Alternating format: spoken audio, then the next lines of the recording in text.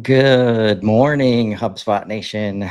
Welcome to Wake Up with Customer Platform, your unofficial HubSpot morning show, where we help you discover the platform value you already own. I'm Chris Carolyn, and I'm joined by my co-hosts Casey Hawkins and George B. Thomas as we make sure you're not sleeping on HubSpot's true capabilities. If you're joining live, drop a hello in the comments and let us know what you're building in HubSpot today. Happy Monday, March 31st, 2025. George and Casey, how are you doing today? I am good. The time change means that I'm good in the morning and then actually falling asleep at dinner. So you got me at a good time. Yeah. Yeah. Up and at 'em early. How many hours difference is it? I think 10. Oof. Yeah. On a positive note, I was on the way back, I was up for 24 full hours. So I was able to fall asleep as soon as I got home. So that's, There you go. There you go. Silver lining. That's a victory right there. You gotta claim your victories daily, ladies and gentlemen. Yeah. All right. Well, we'll hit these updates and then time permitting, maybe dive into a picture or two and then play the is it AI or not game. Yeah, this whole thing was an illusion. All right.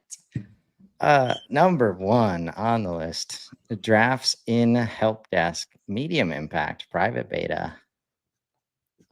What is it?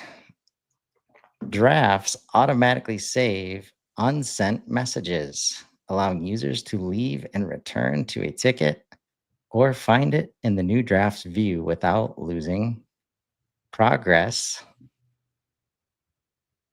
What is changing, George? Yeah, what's changing is users will retain draft messages in the channel in which they were composed. Users can retrieve a draft in the composer or via the drafts folder in help desk, and drafts will be saved per user, not shared across team members, and are saved across multiple devices. Whew, I love when stuff just is where it should be when I need it. Why does it matter? Multitasking is a central part of the support rep's role. Reps frequently start writing messages and need to pivot to another task before they can send them. Without drafts, they either have to copy and paste text elsewhere or risk losing progress. Drafts ensures reps never lose in-progress work, allowing them to pick up right where they left off. It improves efficiency, reduces frustration, and meets support teams' expectations for table stakes messaging features. I didn't know that drafts was not a thing. Did not know this. I just wish views would auto save too. Not the one guy. I guess I don't know. It's been auto saving in lists, and I'm not the biggest fan of that. Oh, well, then maybe not. Maybe not. I will say though, I have a thing that every time I sign up for a beta now, because I've realized the amount of beta since starting doing the show with you guys has been crazy. But every time I sign up for a beta, I'm just gonna give it a real quick, so we know that there's a new beta in the portal. George adds a lot to the show. His sound effects add just, Yeah. Someday I'm gonna actually use the Steam Deck that's sitting right in front of me. But until then, I'll just let George take care of business. One question: Are we accepting defeat with this statement right here? Multitasking is a central part of the support rep's role. Do we have an hour today? My gosh. I got nothing going on. I'm technically off today. Okay. There you go. All right. I'll take the hint. We'll move on. Just something to think about. Number two, custom channels API. Include channel image and description. This one has many lives and many updates. We've been over it a few times. What is it? Today, when an admin goes to help desk settings to connect a channel that comes from a connected app, they see the app name and app icon. With this enhancement, a developer can use the custom channels API to directly configure metadata about a channel they own. like name, image, and or short description, so that admins have more confidence about what they are about to configure.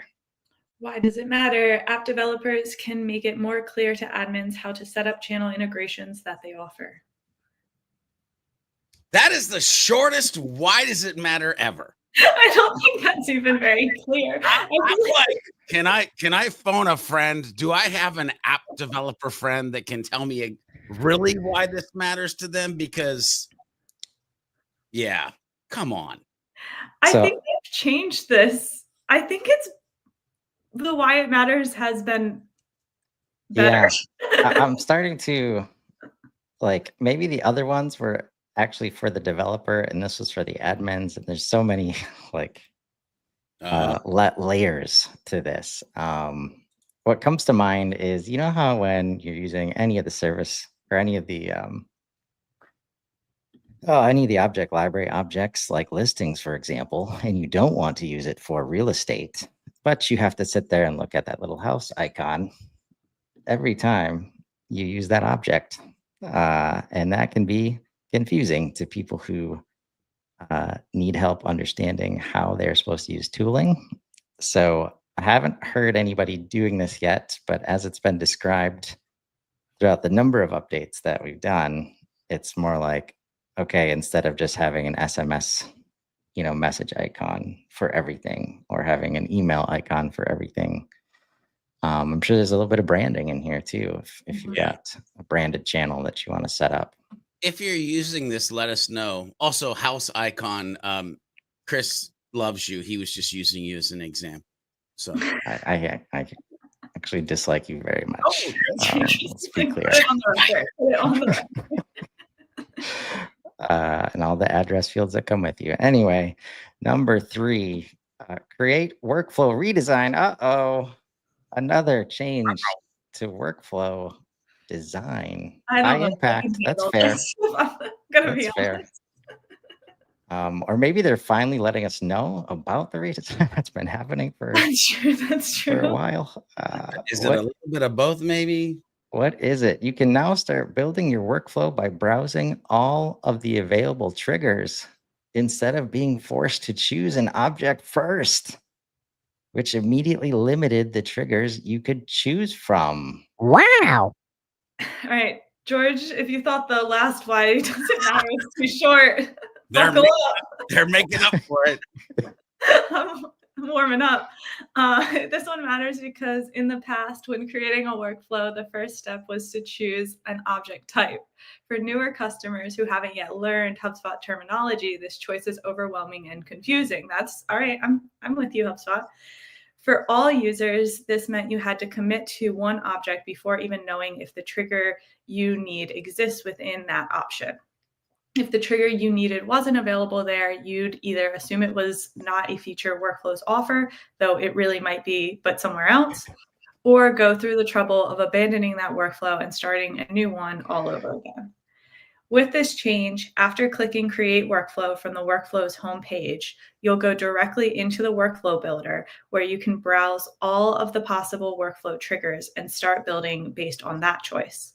When a trigger is selected, the object type will be set for the workflow automatically where possible. For example, if a form submission trigger is set, the workflow type will be a contact workflow. Or you'll be prompted to choose an object if the selected trigger could apply to multiple different objects, for example, property change triggers. This update makes it easier for you to find the best fit trigger for the task at hand while making the workflow building process quicker with fewer clicks and decisions required in order to get started. Can we go back to line 2, please? God, if you buy HubSpot and the first place you go is the post tool and you're trying to build a workflow and you have not yet to learn the terminology of HubSpot, Houston, we have a problem. Oh man, but George, we just spent thousands of dollars. We gotta start getting value right now. Give me the workflows. Just blow everything up. Just don't learn anything. We'll get the data in any later. Terms and just fire off that automatic nurture sequence to everybody. Oh, I love it when HubSpot keeps it real here in the why. This is like why it's not been the best experience, and now why it's going to be better. This finally came to mind for me as Casey was reading through this. Um, yeah, so fair, high impact rating here. with all of my Uh, energy, I did forget I did sign right, up for the beta. sign up for So that mad beta. about people using workflows too quickly, and then you. Yes, I mean that's why I'm always honest. Like that's like workflows and reports are my weakest spots because I'm busy helping everybody with the data model first, so that stuff can work. Um, Number 4, ticket properties in the new forms editor. Ooh. Ooh. Low impact? I'm not so sure about that. What you talking about, Willis? What is it? With this update, you can use default and custom ticket properties, incorporate ticket properties in multi-step forms, leverage conditional logic, and redirects.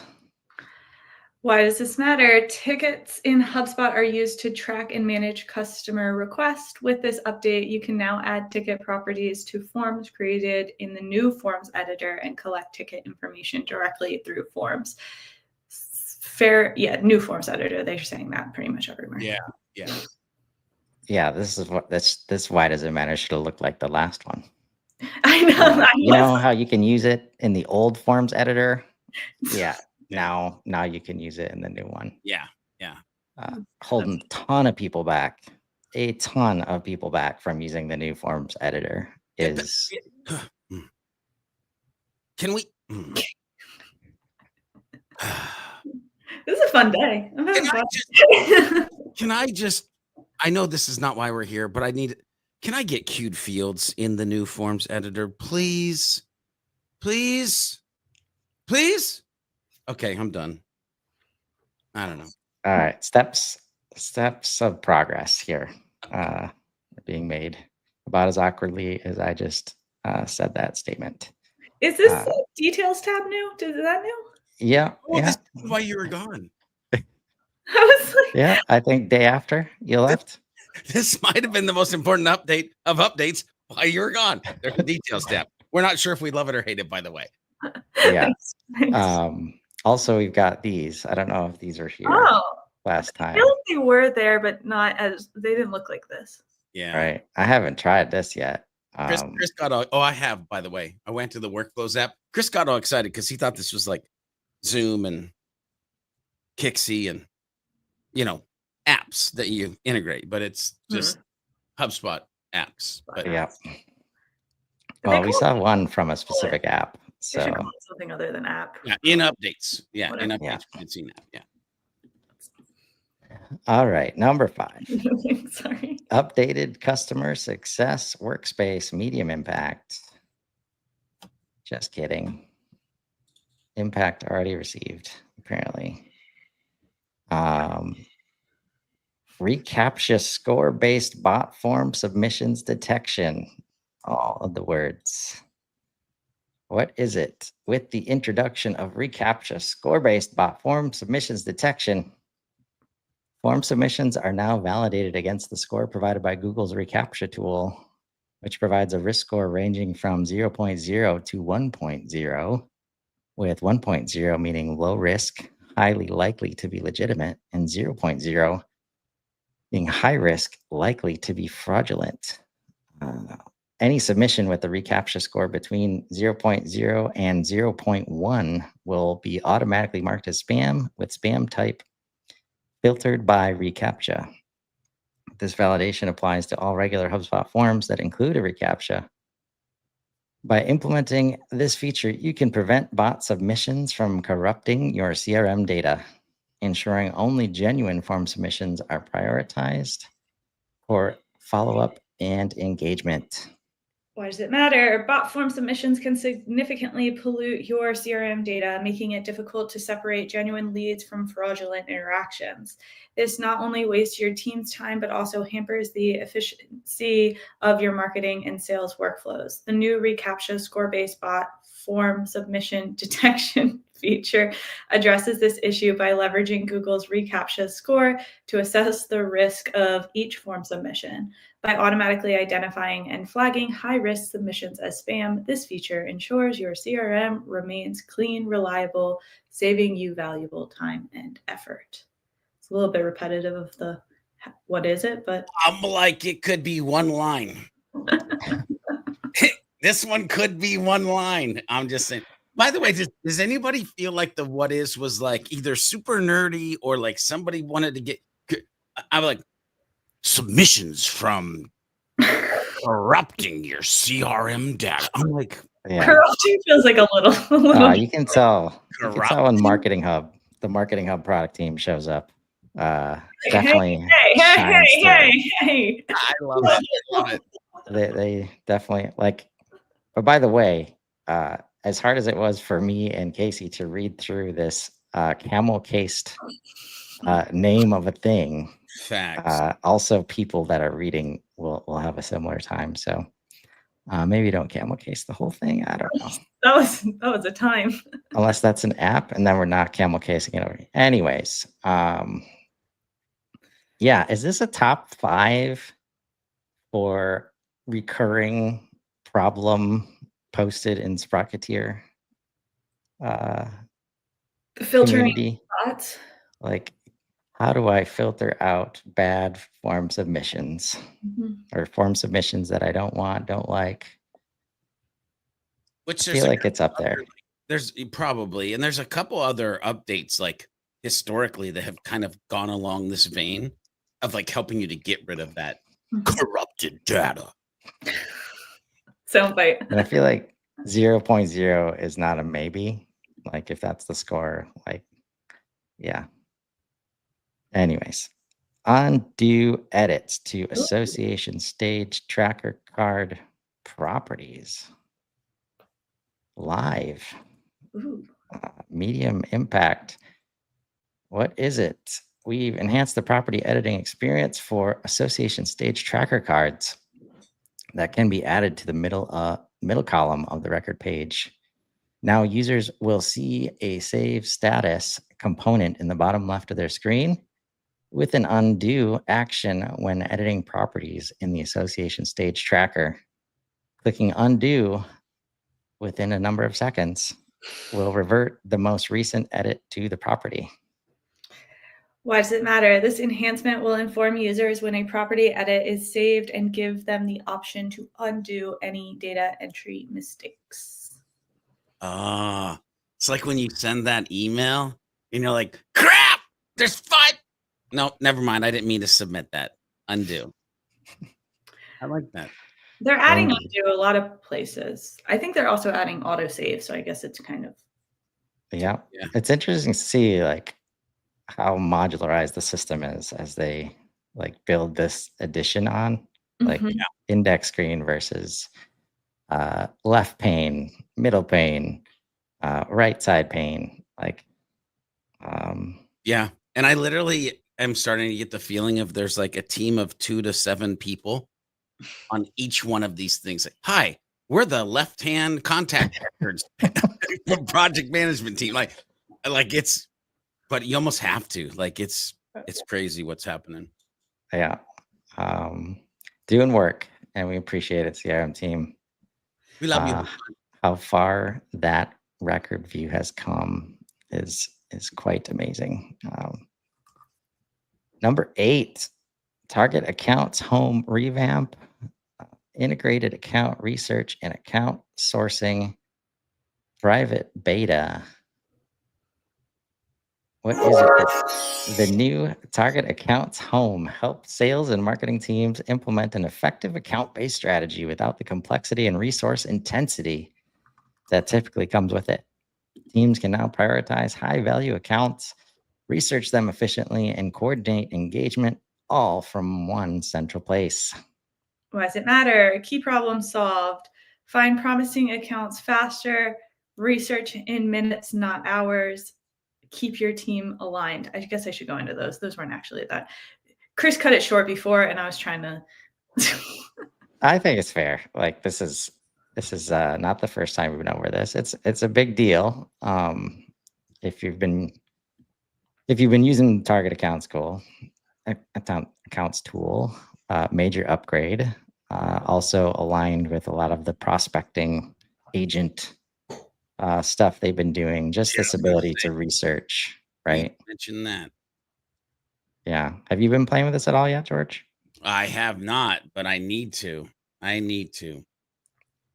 Yeah. I'll just note it takes care of all the heavy lifting, so you can do the other heavy lifting, not so you do no heavy lifting. The other heavy lifting is managing relationships with human beings. Yeah, there's always some type of lifting involved. Yeah. Number 9. Pick things up or put them down. All right.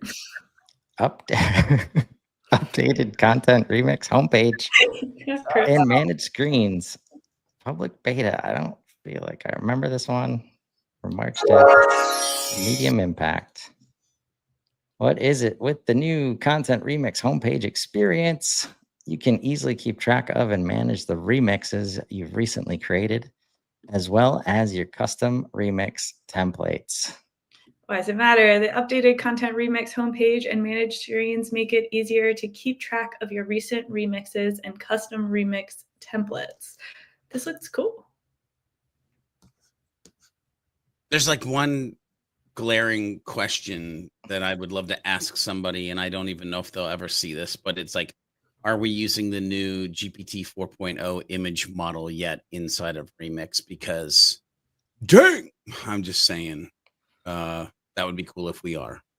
I've always been impressed by the image capabilities. So I would imagine they are they're on the cutting edge wherever they need to be, but it'll be interesting because it's outperformed like GPT, like when I've used it in the past. For a while. Right? Yeah. So very cool to see that improvement. And Ankur watches all of my shows. Don't worry. Oh, well, there you go. So yeah, we're definitely joining this beta though. This is how I know it hasn't actually been on the board yet, because I smash every Content Hub beta button for sure. And I like that you're clicking into the detail just in case there's something. Right. And it's like, oh, more information than normal. Wait a second. Beta enrollment. That's kind of cool. I think this is the first time I've seen that. A little bit added here. All right. Well, that's all the updates. So I guess we got time for the Egypt show. Yeah. Well, we also this week the Tuesday marketing admin hug tomorrow is the show and tell. I don't know, just a call out. I'll be there. I'll be showing. I'll be telling. Can't resist throwing the word marketing in there, as if it's just for marketing people. Did I say marketing? That was a first name slip. I mean, all super admins are marketers, right? Maybe. Tuesday admin hug. Not just for marketers. Yes. Show and tell. Does that mean you're showing and telling? I'm showing. I'm telling. I gotta get some things together today, but I'll be ready. That's good. Good to see. Well, you got one picture for us? Yes. Oh gosh, one. I picked 5. That George can real time try to reproduce with GPT. No. But I'm gonna rapid fire them. This is the best doner kebab I've ever had in Turkey. Ooh. This is a dog with one of the pyramids. There were lots of dogs there. They don't tell you that. There were like puppies. It was very distracting. You're trying to look at the pyramid and there's all these puppies. Oof, hard. Rude. Here is a very authentic picture of me and my friend who I was traveling with, looking at the top of the pyramid. It's amazing. This is Karnak Temple. This is in Luxor. If you're going to Egypt, don't sleep on Luxor.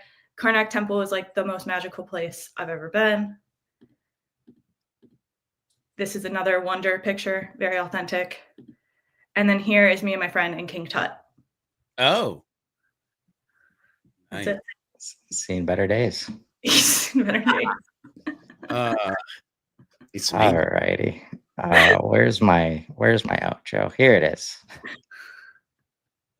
Remember, folks, you probably already own the solution you're looking for in HubSpot. Today, it's the new forms editor with ticket properties added. Get after it, folks. I know a lot of people have been asking for that. Sometimes you just need to wake up to it.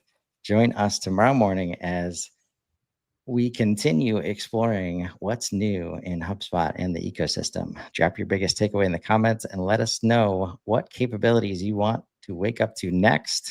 Until then, I'm Chris Carolyn. I'm Casey Hawkins. And I'm George B. Thomas. And this has been Wake Up with Customer Platform. Now go build something amazing. Have a great week, everybody.